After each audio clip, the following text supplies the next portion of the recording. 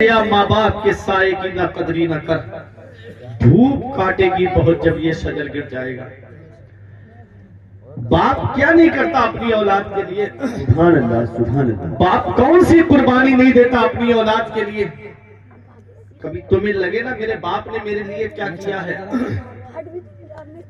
کیا کیا ہے میرے باپ نے میرے لیے، تو کبھی کبھی چلے جایا کرو شہر و قصبے کی طرف، سبحان اللہ سبحان دیکھ اللہ۔ لیا کرو، کبھی اپنے والد کے چہرے کو غور سے دیکھ لیا کرو، یہ ان کی پیشانی پہ پڑی ہوئی سلوٹیں تمہیں کچھ پیغام دے گی، ان کے چہرے کی جھریوں میں تم کو کچھ پیغام ملے گا، ان کے ہاتھ کی لکیروں میں تمہیں کچھ پیغام ملے گا۔ ایک دن میں نے پوچھا ابا سے کہ ابا میرے ہاتھ کی لکیریں نظر آ رہی ہیں، آپ کے ہاتھ کی لکیریں کہاں چلی گئیں؟ تو ایک جواب دیا تھا، بیٹا تمہاری تقدیر بناتے بناتے ہمارے ہاتھ کی لکیریں مٹ گئی۔ سبحان اللہ۔ باپ کیا نہیں کرتا اپنی اولاد کے لیے؟ باپ کون سی قربانی نہیں دیتا اپنی اولاد کے لیے؟ یہ راتوں میں آپ جا کر کے دیکھو 2-3 بجے کے بعد میں انسان کو کیسی نیند آتی ہے، ایسی شدت کی نیند کا عالم ہوتا ہے۔ اسی وقت میں آپ دیکھو یہ بسیں چلانے والا یہ ایک باپ ہی تو ہے، جی یہ ٹرک چلانے والا ایک باپ ہی تو ہے، کہ رات میں آٹو رکشہ لے کے روڈ پہ چلنے والا یہ ایک باپ ہی تو ہے، جو جان کو ہتھیلی پہ لے کر کے چل رہا ہے۔ ارے تم کو کبھی یہ لگے میرے باپ نے میرے لیے کیا کیا ہے، تو دیکھا کرو یہ پھلوں کا ٹھیلا لگانے والا ایک باپ ہی تو ہے، جو پورے دن شدت کی گرمی میں کھڑا رہتا ہے اور شام کو اپنی اولاد کے لیے پیسے جمع کرنے کے لیے سوچتا ہے۔ یہ 3-3 سال کے لیے سعودی جانے والا یہ ایک باپ ہی تو ہے، جو سوچتا ہے میری اولاد کے لیے پیسے جمع ہو جائیں گے، اس کے خرچے میں کام آئیں گے۔ یہ کوئی ممبئی کام کرنے جا رہا ہے، کوئی بنگلور کام کرنے جا رہا ہے، کوئی دہلی کام کرنے جا رہا ہے، یہ ایک باپ ہی تو ہے، جو سوچتا ہے میری اولاد کے لیے پیسے جمع ہو جائیں گے، اس کے لیے خرچے میں کام آئیں گے۔ اس کو بڑھاپے میں جیسے میں آج ایک ایک پیسے کے لیے پریشان ہوں، اس کو ایک ایک پیسے کے لیے پریشان نہ ہونا پڑے۔ یہ ایک باپ ہی تو ہے۔ باپ کون سی قربانی نہیں دیتا اپنی اولاد کے لیے؟ یہ کھیتوں میں کام کرنے والا ایک باپ ہی تو ہے، یہ 3-3 منزل پہ سر پہ اینٹیں لے کے چڑھنے والا ایک باپ ہی تو ہے۔ اولاد تو گھر میں لیٹ کے آرام سے موبائل چلا رہی نا، اسے کیا پتا میرے باپ نے کون سی قربانی دی ہے میری خاطر۔ یہ اسکول کی فیسیں بھرنے والا ایک باپ ہے، یہ کوچنگ کی فیسیں بھرنے والا ایک باپ ہے، یہ یونیورسٹی کی فیسیں بھرنے والا ایک باپ ہے۔ باپ اللہ کی بہت بڑی نعمت ہے۔ جس دن یہ سایہ سر سے اٹھ گیا، اس دن چراغ لے کے بھی ڈھونڈو گے تو باپ جیسا پیار کرنے والی شخصیت نہیں ملے گی، ماں جیسی محبت کرنے والی شخصیت نہیں ملے گی۔ میرے آقا حضور صلی اللہ علیہ وسلم کا فرمان عالی شان ہے کہ جو فجر کے بعد میں ماں باپ کا چہرہ محبت سے دیکھ لے تو اللہ تعالیٰ جنت کے 2 دروازے کھول دیتا ہے، اور اگر ان میں سے کسی ایک کا انتقال ہو گیا ہے تو جو موجود ہے اس کا چہرہ محبت سے دیکھ لو تو اللہ تعالیٰ جنت کا 1 دروازہ کھول دیتا ہے۔ سبحان اللہ۔ اور ماں باپ کا انتقال ہو گیا ہے تو جمعے کے دن ماں باپ کی قبر کی زیارت کر لو تو ایسا ہے جیسے ان کی زندگی میں ان کی حیات میں تم نے ان کی زیارت کی۔ سبحان اللہ۔ ماں باپ اللہ کی کتنی بڑی نعمت ہے۔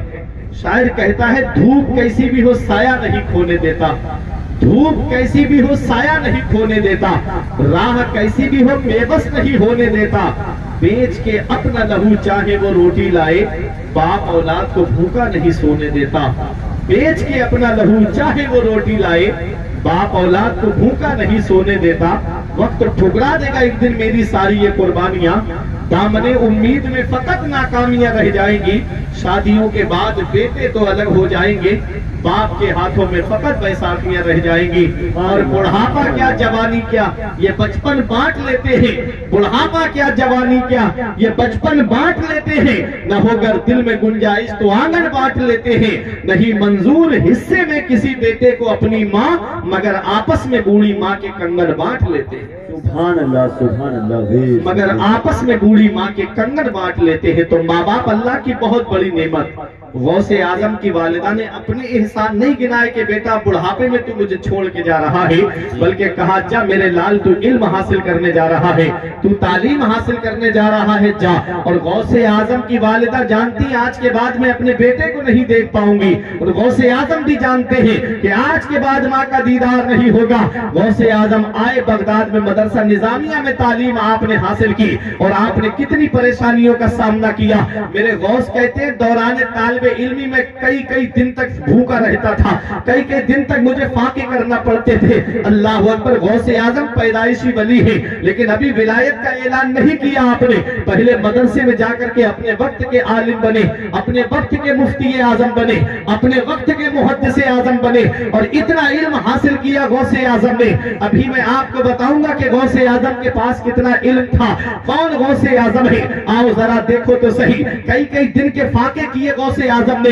کہتے ہیں کہ ایک دن مجھے بھوک نے بے چین کر دیا تو میں کرخ کے خنڈرات کی طرف گیا، اور میں نے جا کر کے دیکھا کہ کوئی مباح چیز مل جائے تو اسے اٹھا کر کے کھا لوں۔ کہتے وہاں 40 فقیر اور بھوک چلا رہے تھے۔ کہتے وہ واپس آیا، میں نے مسجد میں آ کر کے نماز ادا کی، اور جیسے ہی نماز سے فارغ ہوا ایک مسافر میرے سامنے کھانا کھا رہا تھا۔ کہتے میرے دل میں یہ خیال آیا کہ کاش یہ مجھے کھانے میں شریک کر لیتا۔ کہتے اتنے میں مسافر مجھ سے بولا آؤ بیٹا تم بھی کھانا کھا لو۔ کہتے جب میں کھانا کھانے کے لیے بیٹھا تو اس مسافر نے مجھ سے پوچھا تم کہاں رہتے ہو، کہاں پڑھتے ہو؟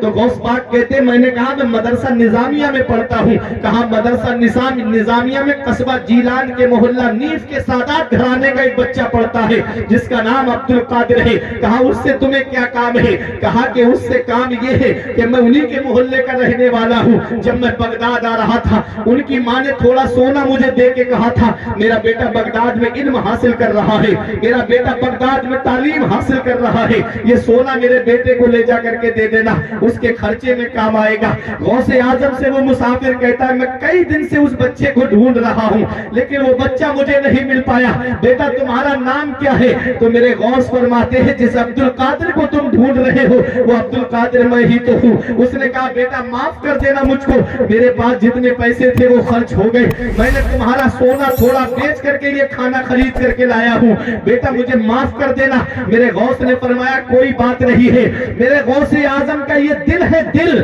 جو کسی اور کھانے کی طرف مائل نہیں ہوتا ہے، اگر مائل ہوتا ہے تو وہ اپنے ہی کھانے کی طرف مائل ہوتا ہے۔ یہ کون غوث اعظم ہے؟ آپ کو جو سونا ملا اسے اپنے پاس رکھتے نہیں ہے بلکہ اس سے کھانے پینے کا سامان خریدا، اور وہ جو 40 فقیر بھوک چلا رہے تھے وہ سارا کھانا ان فقیروں پہ لے جا کر کے خرچ کر دیا۔ آپ نے فاقے کیے، کئی دن تک آپ نے فاقے کیے، تب اللہ نے وہ مقام آپ کو عطا فرمایا، وہ شان آپ کو اللہ نے عطا فرمائی۔ ایک وقت وہ آیا میرے غوث اعظم پر کہ میرے غوث فرماتے ہیں کہ مجھے میرا رب قسمیں دے کے کھلاتا ہے، مجھے میرا رب قسمیں دے کر کے پلاتا ہے۔ ایک دن آپ نے یہ قسم کھائی کہ تب تک نہیں کھاؤں گا جب تک اللہ اپنے دستے قدرت سے مجھے نہیں کھلائے گا۔ کہتے ایک مہینہ گزر گیا، ایک مہینے کے بعد میں میرے استاذ میرے پیر شیخ ابو سعید مخزومی ایک طباق میں کھانا لے کر کے آئے اور کہا عبد القادر یہ کھانا کھا لو۔ کہتے میں نے کہا میں نہیں کھاؤں گا۔ کہا آپ کے استاذ نے کہ بیٹا یہ اپنی طرف سے لے کر نہیں آیا ہوں بلکہ اللہ نے مجھے حکم دیا ہے اس لیے یہ کھانا لے کر آیا ہوں۔ میرے غوث کہتے ہیں میں نے تب تک کھانے کو ہاتھ نہیں لگایا جب تک میرے کانوں میں یہ آواز نہیں آ گئی یا عبد القادر جیلانی بحق علیکا کل و بحق علیکا اشرب، اے عبد القادر جیلانی تجھے میرے عزت و جلال کی قسم تو کھا لے، تجھے میرے عزت و جلال کی قسم تو پی لے۔ اعلیٰ حضرت کی نظر پڑی، بریلی سے پکار کے کہتے ہیں قسمیں دے دے کے کھلاتا ہے پلاتا ہے تجھے، قسمیں دے دے کے کھلاتا ہے پلاتا ہے تجھے، پیارا اللہ تیرا چاہنے والا تیرا۔ نعرہ تکبیر، نعرہ رسالت، نعرہ رسالت، مسلک اعلیٰ حضرت، پیغام غوث اعظم، سیرت غوث اعظم، زندہ باد زندہ باد۔ یہ ہے غوث اعظم، زندہ باد۔ اپنے وقت کے بہترین عالم بنے۔ کرامتوں کی طرف نہیں جا رہا ہوں میں ابھی، جی صرف علم بتا رہا ہوں غوث اعظم کا علم کتنا تھا، ہر آدمی نہیں بیان کرتا۔ کرامتیں میں ابھی آپ کو اتنی گناؤں گا، ابن تیمیہ جو وہابیوں کا سب سے بڑا سرگنا ہے، اس کا کہنا ہے کہ غوث اعظم کی کرامتیں حد تواتر کو پہنچ گئیں، کوئی گن ہی نہیں سکتا۔ میں کرامتوں کی طرف نہیں جاؤں گا اور کرامتوں کی سیر بھی نہیں کروں گا۔ غوث اعظم کا علم دیکھیے، 40 سال مدرسے میں بیٹھ کے پڑھایا غوث اعظم نے، سبحان اللہ، 40 سال۔ ہر سال آپ کے مدرسے سے 3000 طالب علم عالم فاضل بن کے نکلتے تھے۔ 1 لاکھ امام صاحب، 1,20,000 عالم غوث اعظم نے اس قوم کو عطا فرمائے۔ سبحان اللہ، 1 لاکھ